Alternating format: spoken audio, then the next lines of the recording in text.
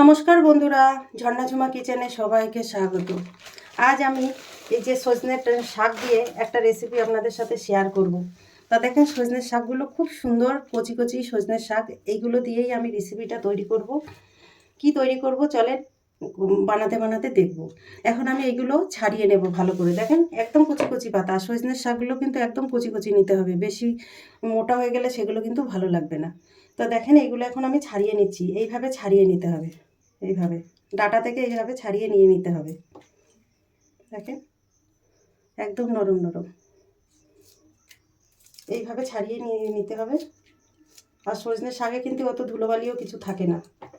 দেখেন এইভাবে ভালো করে আমি ছাড়িয়ে নেব সব শাকগুলো। দেখেন ভালোভাবে আমি দেখেন সব পরিষ্কার করে নিয়ে নিয়েছি। এখন সজনের শাকগুলো আমি একটু ধুয়ে নেব।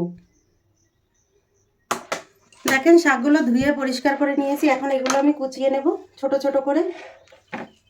একটু কুচিয়ে নিলে ভালো হয়, না কুচালেও কিন্তু চলে, একটু কুচিয়ে নিলে খুব ভালো হয়।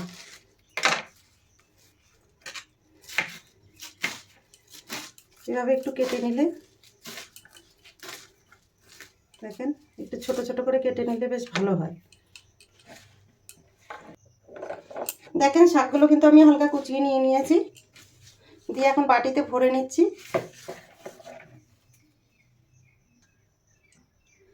এখন আমি পেঁয়াজ, রসুন, কাঁচা লঙ্কা এগুলো আমি কুচিয়ে নেব ভালোভাবে। ছোট ছোট করে কুচিয়ে নিতে হবে। প্রথমে পেঁয়াজটা একটু ছোট ছোট করে কেটে নিচ্ছি।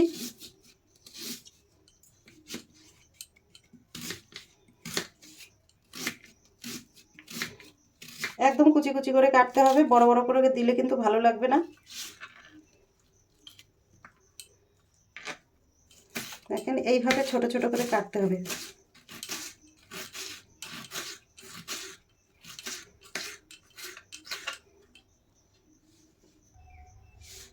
দেখেন পেঁয়াজ, রসুন, কাঁচা লঙ্কা আমি ভালোভাবে কুচিয়ে নিয়ে নিয়েছি। এখন এগুলো আমি শাকের মধ্যে নিয়ে নিচ্ছি।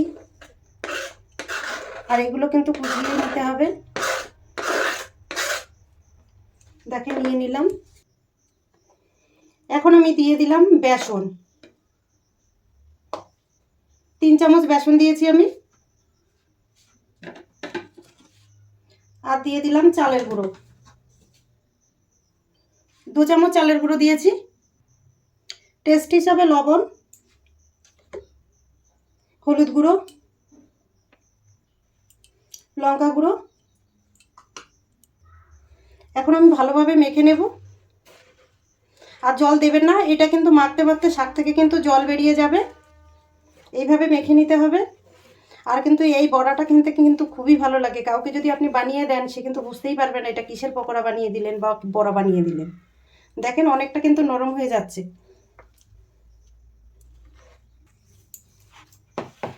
এই শাক কিন্তু অনেকক্ষণ ধরে মাখতে হবে। দেখেন অনেকক্ষণ মাখার পরে কিন্তু আমার শাক অনেকটাই নরম হয়ে গেছে।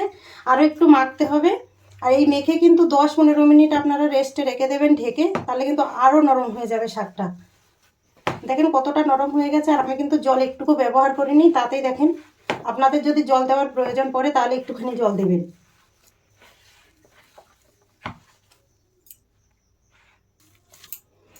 দেখেন ভালোভাবে মেখে নিয়ে নিয়েছি। আর এখন এগুলোকে আমি 10 মিনিটের জন্য ঢেকে রেখে দেব।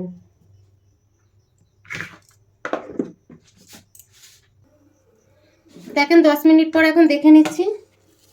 দেখেন কত সুন্দর নরম হয়ে গেছে। এখন এগুলো আমি ভেজে নেব বড়া।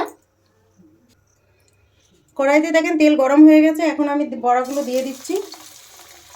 সাইজটা আপনাদের হিসাব মতো দেবেন, বড় দিলে বড় করতে পারেন, ছোটও করতে পারেন।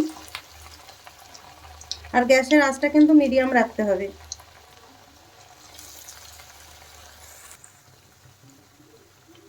দেখেন কিছু কিছু পকোড়া কিন্তু এখানে ভাজাও হয়ে গেছে। বড়াগুলো এখন আমি পাল্টে দেবো। দেখেন এক সাইড কিন্তু ভালোভাবে ভাজা হয়ে গেছে।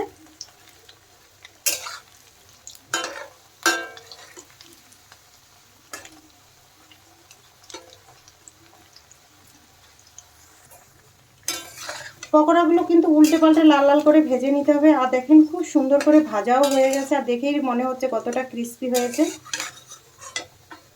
তুলে নেব এখন।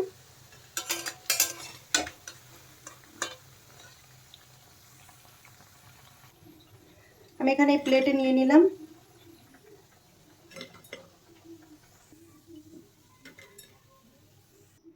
সজনের শাকের এই বড়া রেসিপিটা যদি আপনাদের ভালো লাগে তাহলে আমার চ্যানেলটাকে সাবস্ক্রাইব করবেন, লাইক করবেন, কমেন্ট করবেন আর অবশ্যই শেয়ার করবেন।